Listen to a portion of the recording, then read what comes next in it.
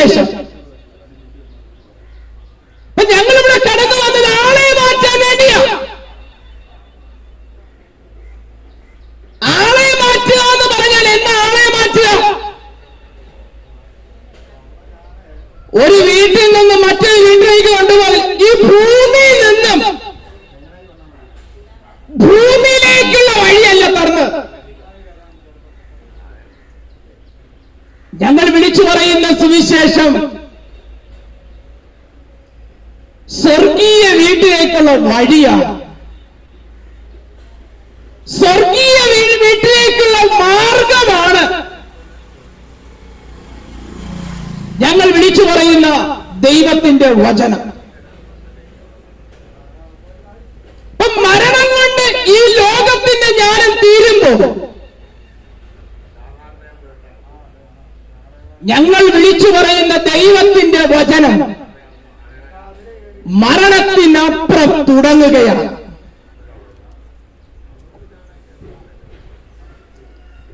വിശുദ്ധ വേദപുസ്തകത്തിൽ ഒരു വാക്യം വായിച്ചുകൊണ്ട് ഒരു ചെറിയ ചിന്ത പറഞ്ഞ് പ്രാർത്ഥിച്ച് ഞങ്ങൾ കടന്നു പോകാൻ ആഗ്രഹിക്കുകയാണ്. വിശുദ്ധ വേദപുസ്തകത്തിൽ യോഹന്നാന്റെ സുവിശേഷം 1-ാം അധ്യായം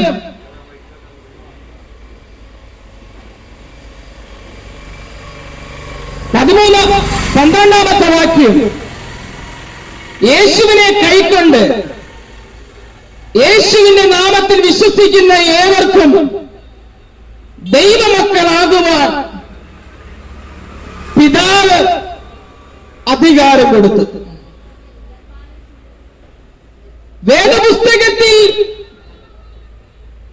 വേദപുസ്തകത്തിലെ ഒരു വാക്യമാണ് ഞാൻ വായിക്കുന്നത്. അവനെ കൈക്കൊണ്ട് അവന്റെ നാമത്തിൽ വിശ്വസിക്കുന്ന ഏവർക്കും ദൈവമക്കളാകുവാൻ അവൻ അധികാരം കൊടുത്തു. അതിന്റെ യഥാർത്ഥ വേടെന്ന് പറഞ്ഞാൽ അവനെ എന്ന് പറഞ്ഞാൽ യേശുവിനെ കാണിക്കുന്നത്. യേശുവിനെ കൈക്കൊണ്ട് യേശു എന്ന നാമത്തിൽ വിശ്വസിക്കുന്നവർക്ക് ഏവർക്കും ദൈവമക്കളാകുവാൻ സൃഷ്ടാവായ ദൈവം, പിതാവായ ദൈവം അധികാരം കൊടുത്തു. പിതാവായ ദൈവത്തിന്റെ പുത്രനായ ക്രിസ്തുവിനെ ഈ ഭൂമിയിൽ നമുക്ക് വേണ്ടി ദൈവം അയക്കുവാനിടയായി. എന്തിനു വേണ്ടിയാണ് യേശുവിനെ നമുക്ക് വേണ്ടി അയച്ചത്? യേശു ഈ ഭൂമി വന്നത് എന്തിനാണ്? യേശു ക്രിസ്തു ഈ ഭൂമി വന്നത്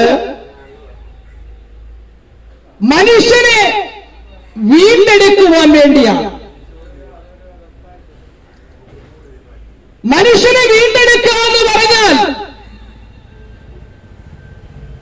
മനുഷ്യനെ വിലയ്ക്ക് മേടിക്കുക എന്നുള്ളതാണ്. ഓരോ മനുഷ്യനെയും വിലയ്ക്ക് മേടിക്കുവാനാണ് യേശു ക്രിസ്തു ഈ ഭൂമിയിൽ വരുവാനിടയായത്. ആ ക്രിസ്തു വന്നത് എങ്ങനെയാ?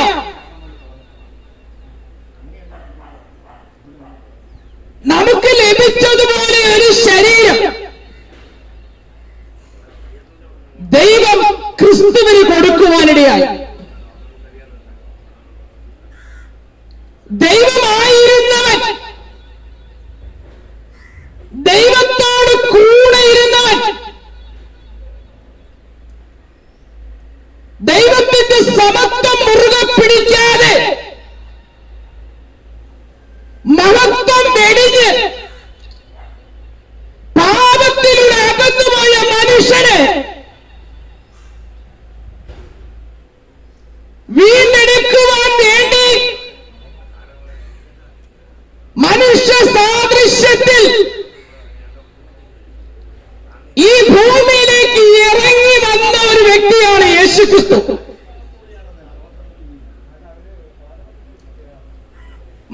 പാപ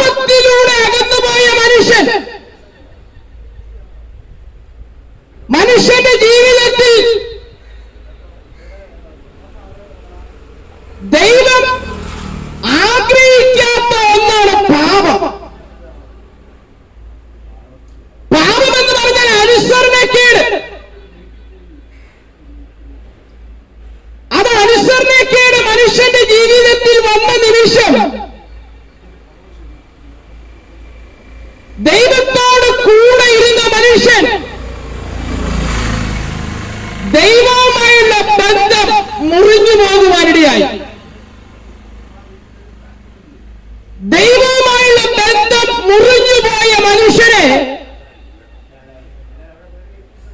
എന്ന് പറഞ്ഞ ദൈവത്തിൽ നിന്ന് അകന്നുപോയ നിമിഷം മനുഷ്യൻ എന്തെല്ലാം സംഭവിച്ചു? ഒന്ന്,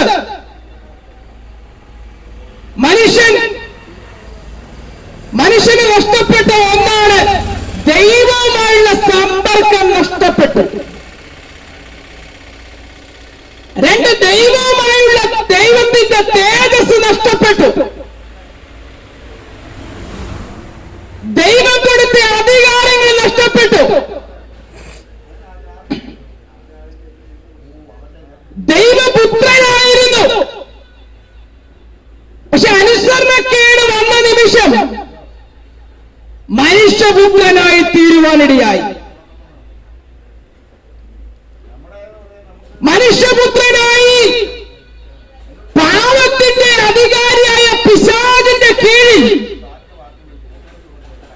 ഒരടിമയായി പാപത്തിന്റെ വിയർപ്പ് ചുമന്നുകൊണ്ട് പിശാചിന്റെ കയ്യിലിരിക്കുന്ന ഒരു ആയുധമായി മനുഷ്യരെ ദുഷ്ടൻ തീർക്കുവാനിടയായി.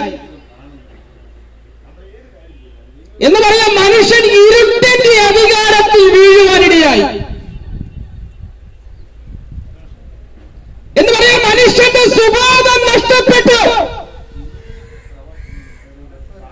സൃഷ്ടാവിനെ മറക്കുവാനിടയായി. സൃഷ്ടാവിനെ മറന്ന് സൃഷ്ടിയെ അനുസരിച്ച് നിത്യമരണത്തിലേക്ക് നശിക്കുവാനിടയായി. അങ്ങനെ ശാപത്തിന്റെ കീഴിൽ അടയ്ക്കപ്പെട്ട മനുഷ്യനെ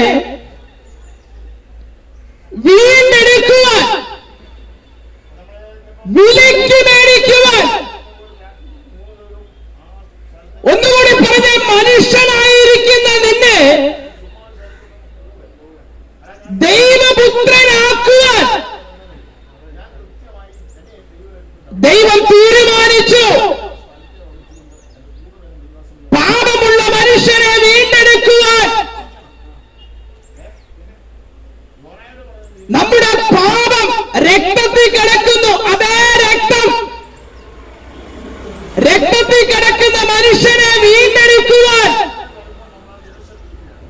ദൈവം ഒരു മൃഗത്തെയല്ല യാഗമാക്കിയത്. ദൈവം നമുക്ക് വേണ്ടി നൽകിയത്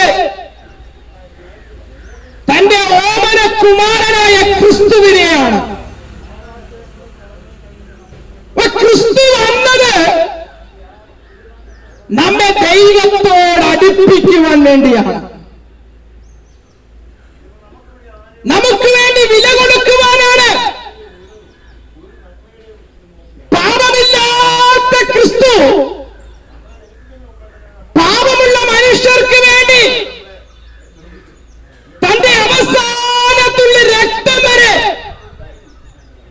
നമുക്ക് വേണ്ടി ഒഴുക്കുവാനിടയായി. ഒന്നുകൂടി പറഞ്ഞാൽ, യേശു ക്രിസ്തു പാപത്തെ ജയിക്കുവാനിടയായി. യേശു ക്രിസ്തു മരണത്തിൽ വിധിച്ചവനെ മരണത്തിൽ നിന്ന് വീണ്ടെടുത്തു. ഒന്നുകൂടി പറഞ്ഞാൽ, അവൻ മരണത്തെ ജയിക്കുവാനിടയായി. ക്രിസ്തു നമ്മെ എന്ത് ചെയ്തു? തന്റെ ജീവൻ കൊടുത്ത് നമ്മെ മരണത്തിൽ നിന്ന് വീണ്ടെടുത്തു. പിശാചിന്റെ അധികാരത്തിൽ നമ്മെ വീണ്ടെടുത്തു. മനുഷ്യപുത്രനായിരിക്കുന്ന നമ്മെ ദൈവത്തിനായി വിലയ്ക്ക് മേടിച്ചു.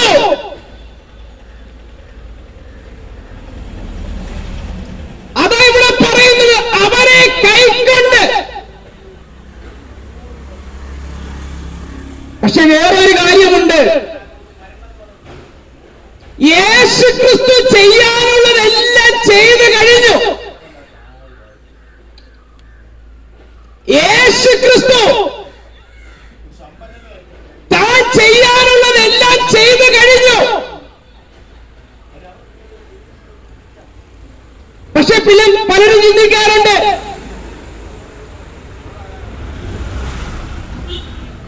പിന്നെ എന്താ പാസ്റ്റർ ഞാൻ ഇപ്പോഴും പാപത്തിൽ ജീവിക്കുന്നത്, പിന്നെ എന്താ പാസ്റ്റർ എന്റെ ഈ ശാപം മാറാത്തത്, പിന്നെ എന്താ പാസ്റ്റർ എന്റെ ജീവിതത്തിൽ ശത്രു വാദിക്കുന്നത്.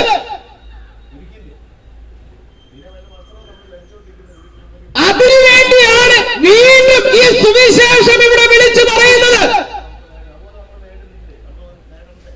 യേശു ചെയ്യാനുള്ളതെല്ലാം ചെയ്തു. യേശു നമുക്ക് വേണ്ടി വഴി തുറന്നു. പക്ഷെ വേറെ ഒരു കാര്യം, യേശു ക്രിസ്തു നമ്മളെ കൈക്ക് പിടിച്ചു കൊണ്ടുപോകത്തില്ല. യേശു ക്രിസ്തു നമ്മെ നിർബന്ധിക്കത്തില്ല. ഈ പ്രസംഗിക്കുന്ന ഞാൻ നിന്നെ നിർബന്ധിക്കുകയല്ല. ഒരു നല്ല വഴി തുറന്നിട്ടുണ്ട്. ആ വഴി തിരഞ്ഞെടുക്കണമോ,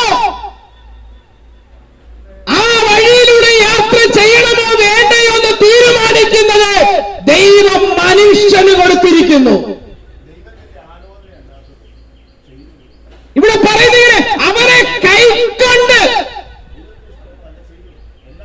യേശുവിനെ കൈക്കൊള്ളണമോ വേണ്ടയോ എന്ന് തീരുമാനിക്കുന്നത്, ആ തീരുമാനം മനുഷ്യന് ദൈവം വ്യക്തിപരമായി കൊടുത്തിരിക്കുകയാണ്. യേശു ക്രിസ്തു എന്ന മാർഗം സ്വീകരിക്കണമോ വേണ്ടയോ എന്ന് തീരുമാനിക്കുന്നത് അത് മനുഷ്യന്റെ ഇഷ്ടമാണ്. യേശുവിനെ കൈക്കൊണ്ട് യേശുവിൻ എന്ന നാമത്തിൽ വിശ്വസിക്കുന്ന ഏവർക്കും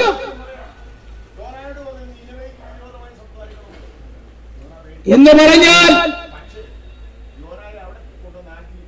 ഞാൻ യേശുവിനെ അംഗീകരിക്കുന്നു. ഇന്ന് പകൽ ഈ സുവിശേഷവുമായി കടന്നു വരാനുള്ള കാരണം, കുഞ്ഞെ ഇനി നീ പാപത്തിൽ ജീവിക്കരുത്,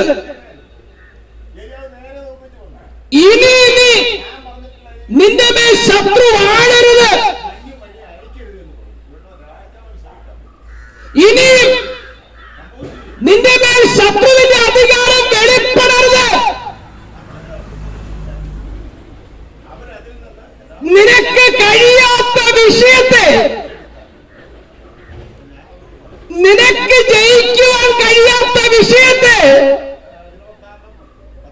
നിനക്ക് വേണ്ടി ജയിച്ച ഒരു ക്രിസ്തുവുണ്ട്.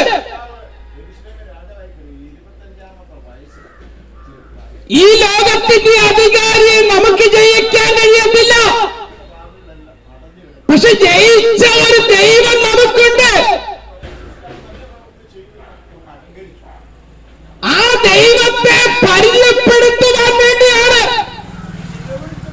ഈ സുവിശേഷം കടന്നു വരാൻ ഇടയായത്. വചനം പറയുന്നു, അവരെ കൈക്കൊണ്ട്. ഒരു കാര്യം മനസ്സിലാക്കണം, നീ ഒരു സൃഷ്ടിയാകത്ത് അസ്റ്റ് തീരുമാനിക്കണം. സൃഷ്ടിയാകുന്ന നിനക്ക് നീ സൃഷ്ടാവാകുന്ന ദൈവത്തെ കൈക്കൊള്ളണം. എങ്ങനെ കൈക്കൊള്ളണം? ദൈവത്തെ പൂർണ്ണ ഹൃദയത്തോടെ, പൂർണ്ണ മനസ്സോടെ നിന്റെ ഹൃദയത്തിൽ യേശുവിനെ കൈക്കൊള്ളണം.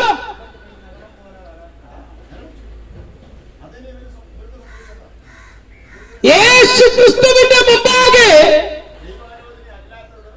നിന്റെ പാപങ്ങളെ ഏറ്റുപറയണം, വിശ്വസിക്കണം. എന്താ വിശ്വസിക്കേണ്ടത്? എനിക്ക് വേണ്ടി മരിച്ച, എന്റെ പാപത്തിന് വേണ്ടി മരിച്ച, എന്റെ ശാപത്തിന് വേണ്ടി മരിച്ച, എന്നെ വീണ്ടെടുത്ത എന്റെ രക്ഷിതാവും എന്റെ കർത്താവുമായി ഹൃദയം കൊണ്ട് വിശ്വസിച്ച് ആദരം കൊണ്ട് ഏറ്റുപറയണം, ഇവൻ എന്റെ ദൈവമാണ്. ക്രിസ്തുവിനായി നിന്റെ ജീവിതത്തെ വിട്ടുകൊടുക്കണം. അവിടെ പറഞ്ഞിങ്ങനെയാണ്, അവന്റെ നാമത്തിൽ വിശ്വസിക്കുന്ന ഏവർക്കും. നീ ഒരു ദരിദ്രനായിരിക്കാം,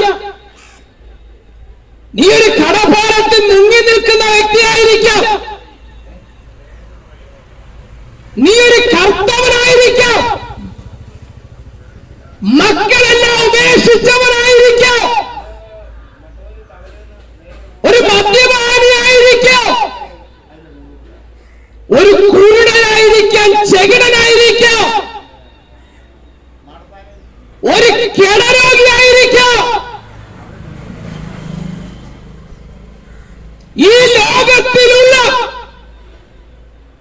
ഏതവസ്ഥയായാലും ദൈവത്തിന് വിഷയമില്ല. ദൈവത്തിന്റെ സന്നിധി നീ വരാൻ തയ്യാറാണെങ്കിൽ മുൻകഴിഞ്ഞ പാപങ്ങളെ, ഇന്നലെ വരെ നീ ചെയ്ത പാപങ്ങളെ, ഇന്നലെ വരെ നിന്റെ ജീവിതത്തിൽ ആചരിച്ച വിഷയത്തെ, ഇന്നലെ വരെ നിന്നെ ഭരിച്ചിരുന്ന അന്ധകാരത്തെ പുറത്താക്കി ഇവിടെ പറയുക, ഏവർക്കും ദൈവ മക്കളായി തീരുവാൻ ദൈവം അധികാരം കൊടുത്തു. ഇന്ന് പകൽക്കാലം ഞാൻ ഈ ദേശത്തോട് വിളിച്ചു പറയുന്നത് ഒരു അധികാരത്തിന്റെ ശുശ്രൂഷയാണ്. എന്താ അധികാരം?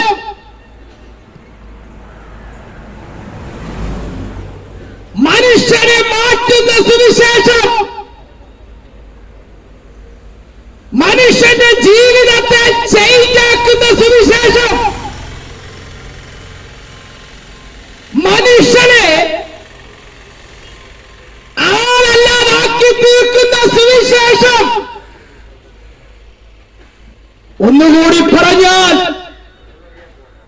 പിതാവിനോടുകൂടെ അടുപ്പിക്കുന്ന സുവിശേഷം.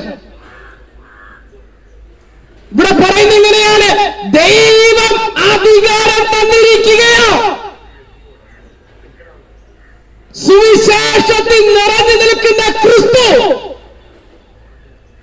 ഈ ലോകത്തിന്റെ നടുവിൽ വെളിപ്പെട്ടു നിൽക്കുകയാണ്.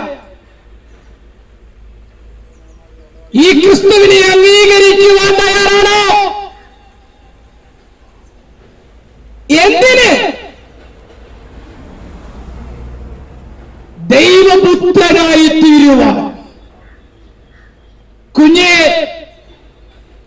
ഒരു കാര്യം കൂടെ പറഞ്ഞിട്ട് നിർത്താൻ ആഗ്രഹിക്കുന്നു. ഈ ജീവിതം താൽക്കാലിക ജീവിതമാണ്. ഈ ജീവിതം അല്പനേരമേ ഈ ഭൂമിയിൽ ഒരു ജീവിതമുള്ളൂ. പക്ഷെ സുവിശേഷം നിറഞ്ഞു നിൽക്കുന്ന ദൈവം നമുക്ക് നൽകുന്ന ജീവിതം അത് നിത്യമായ ജീവിതമാണ്. നമ്മെ വീട് മാറ്റുന്ന സുവിശേഷമാണ്. ഭൂമി എന്ന വീട്ടിൽ നിന്നും സ്വർഗമെന്ന രാജ്യത്തിലേക്കുള്ള വഴി, ആ വഴിയാണ് നമുക്ക് സുവിശേഷത്തിലൂടെ തുറന്നു തരുന്നത്. ഇന്ന് പകൽക്കാലം ഞാൻ ഒന്നുകൂടി പറയട്ടെ, നിന്റെ ജീവിതത്തെ മാറ്റുവാൻ തയ്യാറാണോ?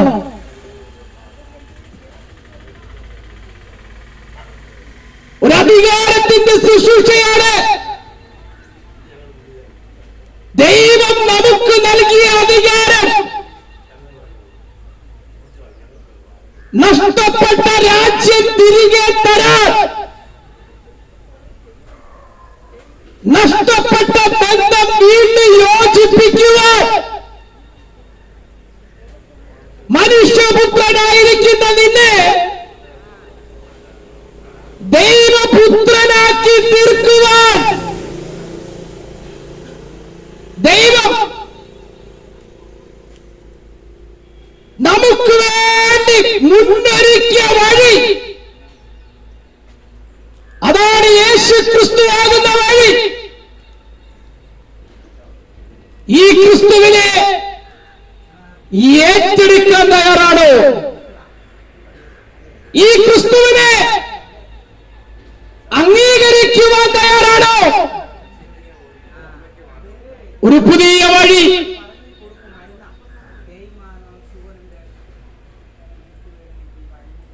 ഈ വഴിയുടെ അന്ത്യം ജീവനാണ്. ജീവനിൽ നിന്നും ജീവനിലേക്കുള്ള വഴി. പക്ഷെ ക്രിസ്തുവിനെ അംഗീകരിക്കാതെ പോകുന്നവർക്കുള്ള വഴി അത് നിത്യമായ നരകമാണ്. ഒന്ന് ചിന്തിക്കണം. മരണത്തിന് വിധിച്ചിരിക്കുന്ന നിങ്ങളെ കോടതി ഒരു കുറ്റവാളിയെ മരണത്തിൽ വിധിച്ചിരിക്കുക. മരണത്തിന് വിധിച്ചിരിക്കുന്ന കുറ്റവാളിക്ക് വേണ്ടി അവൻ ചെയ്ത സകല കുറ്റങ്ങളും കുറ്റമില്ലാത്ത ഒരുവൻ ഏറ്റെടുക്കുന്നതിന് തുല്യമാണ്. മരണത്തിന് വിധിച്ചിരിക്കുന്ന മാനവരാശികൾക്ക് വേണ്ടി പാപത്തിൽ ജനിച്ച് പാപത്തിൽ ജീവിച്ച് പാപത്തിൽ മരിക്കുന്നു. അങ്ങനെ പാപത്തിൽ മരിക്കാനിരിക്കുന്ന മനുഷ്യനെ, ആ മനുഷ്യന് വേണ്ടി വില കൊടുത്തവനാണ് ക്രിസ്തു. നമ്മൾ മരിക്കേണ്ട സ്ഥാനത്ത് ക്രിസ്തു നമുക്ക് വേണ്ടി മരിക്കുവാനിടയായി.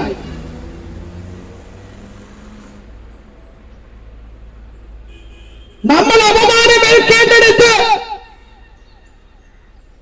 നമ്മൾ നിന്ദിക്കപ്പെടേണ്ടടുത്ത്, നമ്മൾ ലജ്ജിക്കേണ്ട അവസ്ഥയിൽ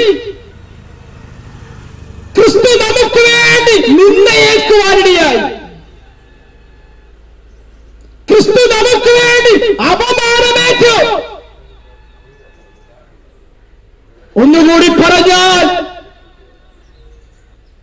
അവൻ ആളല്ല രൂപമാക്കുന്ന രീതിയിൽ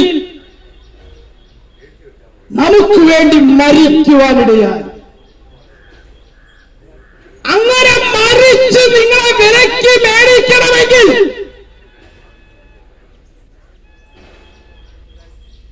അങ്ങനെ മരണത്തിലൂടെ നമ്മെ വിലയ്ക്ക് മേടിക്കണമെങ്കിൽ ഒരു കാര്യം മറക്കല്ല് കുഞ്ഞേ, നിത്യമായ നരകത്തിൽ തള്ളക്കളഞ്ഞാൽ, നിത്യമായ തീക്കുണ്ടത്തിൽ വലിച്ചെറിഞ്ഞാൽ തിരിച്ചൊരു മടങ്ങി വരയില്ല. ചാകാത്ത പുഴു കെടാത്ത തീയായ നിത്യമായ നരകത്തിലേക്ക് നിന്നെ വലിച്ചെറിയാതിരിക്കുവാൻ ഈ ജീവിതമെന്ന് പറഞ്ഞാൽ, ഈ ശരീരമെന്ന കൂടാരത്തിൽ നീ ആയിരിക്കുമ്പോൾ നിന്റെ ജീവിതം വിലയേറിയ ജീവിതമാണ്. ഈ ജീവിതമാണ് തീരുമാനിക്കുന്നത് നിന്റെ നിത്യത. 6 അടി മണ്ണിൽ ലോകം കുഴിച്ചിടുമ്പോ പലരും പറയാറുണ്ട് തീർന്നു എന്ന്. ഇല്ല മകനെ, 6 അടി മണ്ണ് കൊണ്ട് കുഴിച്ചിടുമ്പോൾ തുടങ്ങുകയാ. അടുത്ത സെക്കൻഡിൽ ന്യായാസനത്തിന്റെ മുമ്പിൽ വെളിപ്പെടേണ്ടവരാ. അക്രിസ്തുവാകുന്ന രക്ഷകന്റെ മുമ്പിൽ ന്യായാസനത്തിന്റെ മുമ്പിൽ നിൽക്കുമ്പോൾ നിന്റെ കാലുകൾ ഉറപ്പോടെ നിൽക്കുമോ?